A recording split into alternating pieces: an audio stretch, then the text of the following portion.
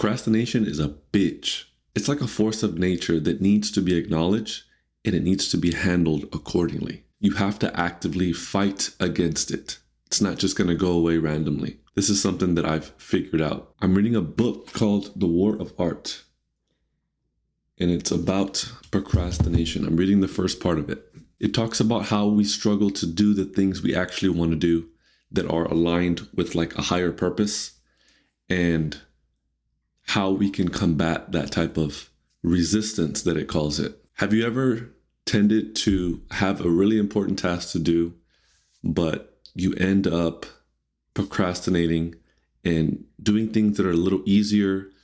Maybe you succumb to entertainment or some type of thing that's pleasurable. I know I've done that before. Overcoming procrastination means that you have to be so fucking aware of how your mind will trick you into doing those things that you shouldn't be doing. And it keeps you away from doing the things that you want to do, the hard things, right? It will literally convince you to do anything but the activity that makes you a better person.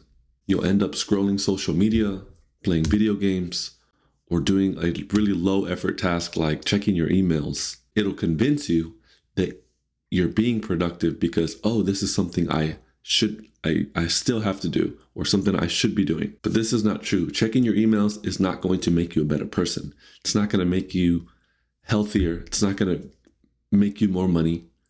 It's not going to form better relationships with other people. It's not going to give you a sense of happiness.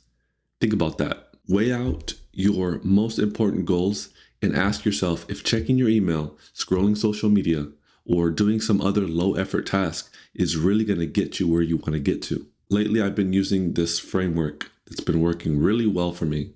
Check it out. You overcome resistance by setting your frame. And you do this on two separate occasions.